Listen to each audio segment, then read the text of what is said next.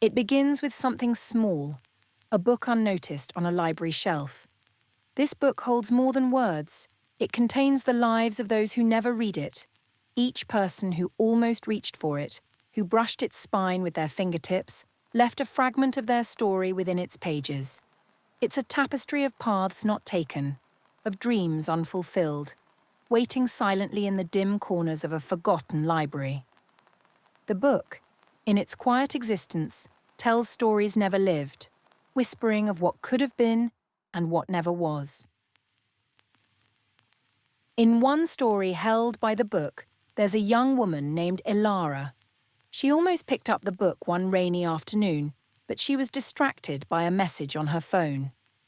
Her life, as it unfolded, was filled with the echoes of choices she never knew she made. She pursued a career in law, yet her heart longed for the art studio she never opened.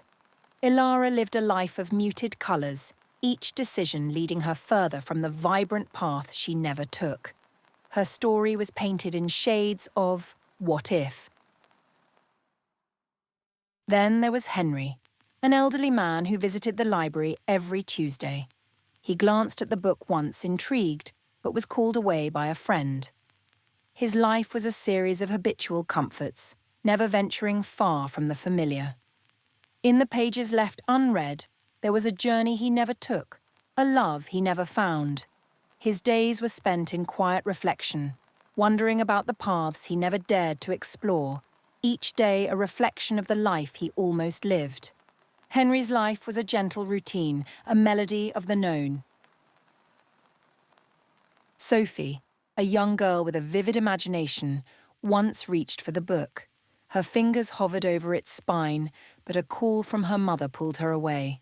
She grew up to follow a conventional path, her dreams of adventure tucked away like forgotten toys.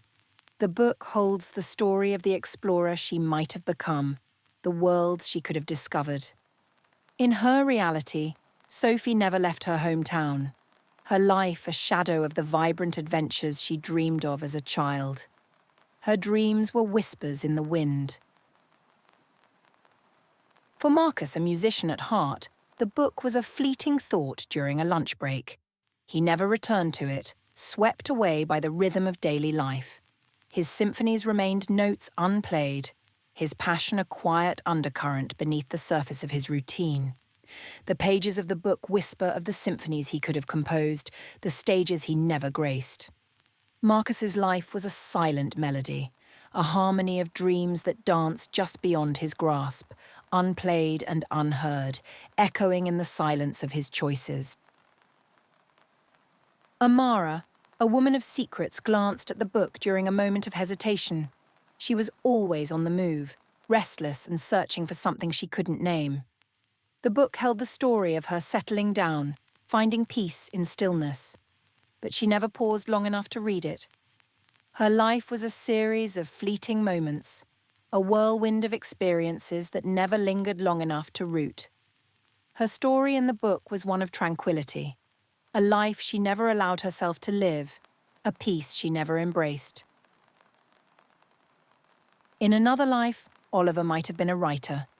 He saw the book once during a visit to the library, but his attention was diverted by a chance meeting. He spent his days in an office, his stories unwritten, his words unspoken. The book holds the tales he never penned, the worlds he never created. Oliver's life was a quiet narrative, each unwritten story a testament to the creativity he never allowed himself to explore. In the pages of the book, his words live on, waiting for someone to give them voice.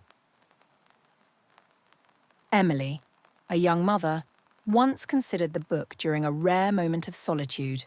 Her life was a tapestry of others' needs, her own desires woven quietly beneath. The book held a story of her own pursuits, of dreams realized beyond the roles she played for others. But she never found the time to read it. Her life was a symphony of selfless acts, her own dreams a gentle hum beneath the surface, waiting for a moment of their own. Her story was a quiet strength, a resolve unnoticed by many. For Jacob, the book was a curiosity he never indulged. His life was marked by practicality, every decision weighed and measured. The book held the story of a life less calculated, filled with spontaneous joy and unexpected paths. But Jacob remained steadfast on his chosen course, his heart yearning for the unknown adventures he never pursued. His life was a careful balance, each choice a step away from the unpredictable joys hidden within the pages of the book. Each choice was a note in his life's well-composed symphony. Lila, a dreamer at heart, once paused by the book, intrigued by its presence. Her life was one of quiet dreams and whispered hopes, never fully realized. The book contained the story of her daring to dream loudly, to chase the visions she held close. But Lila remained in the shadows of her own aspirations, her dreams a soft echo in the quiet library. Her story in the book was one of courage, a tale of dreams lived boldly. In her silence, her dreams took root, waiting for the right moment to bloom. The library book remains on its shelf, untouched and heavy with the lives it holds. Each unread page is a story left untold, a life unimagined. The book is a quiet testament to the power of choice, the smallest decisions shaping the lives we live. It waits, patient and eternal, for the day someone might finally open its cover and read the stories within. Until then, it remains a silent witness to the tapestry of lives that might have been. Its presence is a gentle reminder of the paths unchosen. In the quiet of the library, there was also a night janitor named Sam. He discovered the book during one of his shifts, drawn to it by an inexplicable pull.